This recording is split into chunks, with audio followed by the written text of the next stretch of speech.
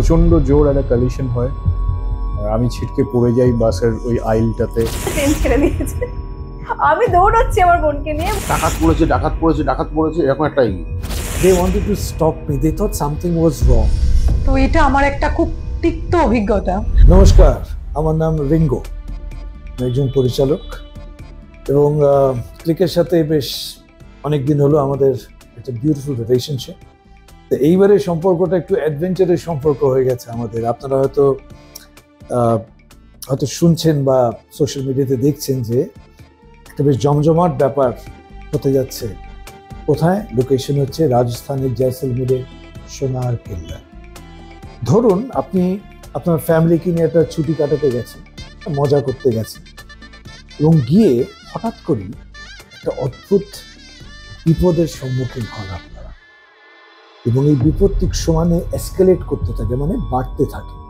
আমি জানি না আপনারা কতজন এরকম ঘুরতে গিয়ে বিপদে পড়েছেন, আমি তো পড়েছি।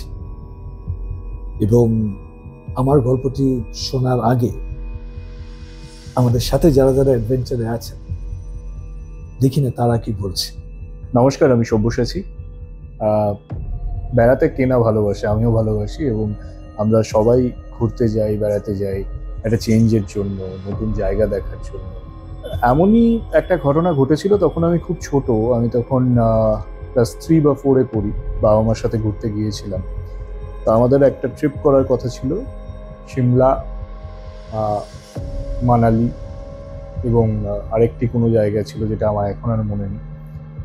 তো বাসে করে আমরা যাচ্ছিলাম রাত্রিবেলা, আমার এইটুকু মনে আছে। আমি খুব যেহেতু ছোট ছিলাম, আমি ঘুমিয়ে পড়েছি মায়ের কোলে এবং প্রচণ্ড জোর একটা কলিশন হয়, আমি ছিটকে পড়ে যাই বাসের ওই আইলটাতে। আমার কিছুটা চোটও লাগে, সবাই চিৎকার চেঁচামেচি করছে, বাস অন্ধকার। কি হয়েছে কেউ বুঝতে পারেনি হতো। বাবা মার সাথে অনেক বাস থেকে যখন নেমে আসি দেখি যে দুটো বাস ওই পাহাড়ের যে টার্নিংটা হয় ওই টার্নিংটাতে দুটো বাস মুখোমুখি এসে গিয়েছে। হাই, আমি অমৃতা। আমার জীবনে এরকম একটা ঘটনা ঘটেছিল, সেটা অনেক ছোটবেলাতে, মানে সবার জীবনে ঘটে ঘুরতে গিয়ে অনেক ধরনের ঘটনা। তো আমার সাথেও ঘটেছিল, ছোট ছিলাম আমি তো নর্থ বেঙ্গলের মেয়ে, আমি আলিপুরদুয়ারে থাকি। তো আলিপুরদুয়ার থেকে শিলিগুড়ি যাচ্ছিলাম, মানে ফুল ফ্যামিলি, ঠিক আছে।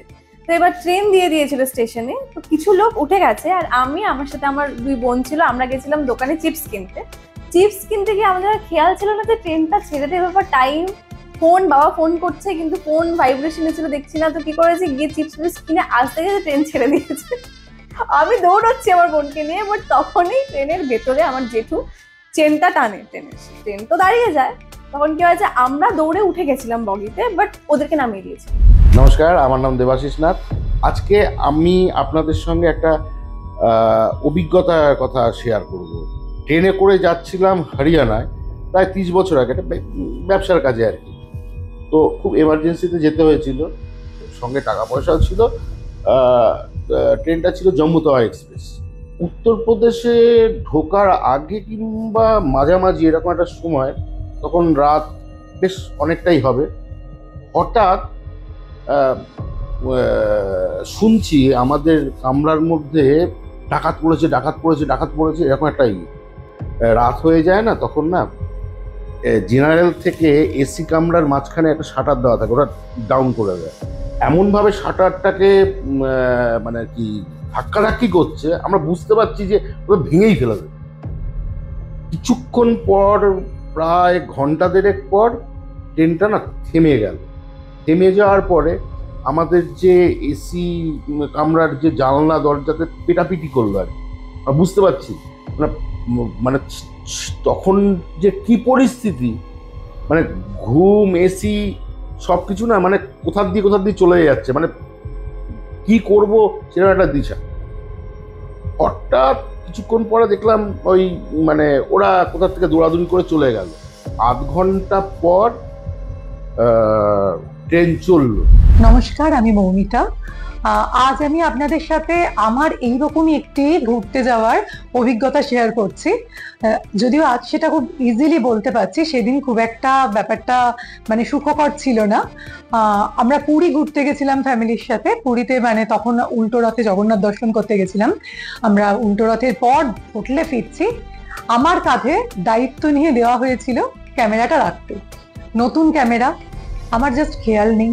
এবার শুনেছি ওখানে প্রচুর এই সময় মানে সাবধানে সবকিছু জিনিসপত্র রাখতে হয়। এত ভিড়, মানে লক্ষ লক্ষ মানুষ, কখন যে ক্যামেরাটা আমার থেকে মানে নিয়ে নেওয়া হয়েছে আমি না টেরও পাইনি।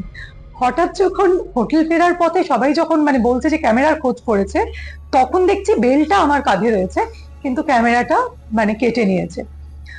খুব মন খারাপ হয়েছিল, সবাই খুব বকাবকি করেছিল সেদিন। তো এটা আমার একটা খুব তিক্ত অভিজ্ঞতা। আমার একটা ছবি ফিল্ম ফেস্টিভ্যালে সিলেক্টেড ছিল সুইডেনে, জার্মানিতে যখন প্লেন ল্যান্ড করে। আমাদের একটা সুইচ ওভার ফ্লাইট ছিল যে ঠিক 1 ঘন্টার মধ্যে সুইডেনের ফ্লাইট ধরতে হবে জার্মানি থেকে। আমরা তাড়াহুড়ো করে টার্মিনাল থেকে বেরিয়ে গেছি। যখন ওই সিকিউরিটি থেকে ঢুকতে যাচ্ছি সুইডেন যাবার ফ্লাইটে, আই রিয়েলাইজড আমার ব্যাগটা আমার কাছে নেই। এবং সেই ব্যাগের মধ্যে কি কি আছে? আমার টাকা, আমার পাসপোর্ট, আমার ভিসা, আমার ইনভিটেশন লেটার্স, আমার ফোন অ্যান্ড মাই আইপ্যাড, যেগুলো ছাড়া nobody can travel anywhere. And I remembered ওটা বোধহয় প্লেনেই রয়ে গেছে।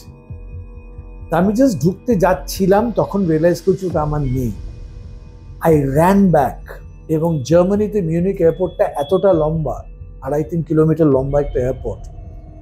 ওখানে জার্মানসরা অ্যালসেশিয়ান কুকুর নিয়ে ওখানে চেক করে। when they see একজন ইন্ডিয়ান লোক সে দৌড়ে দৌড়ে যাচ্ছে, they wanted to stop me. They thought something was wrong.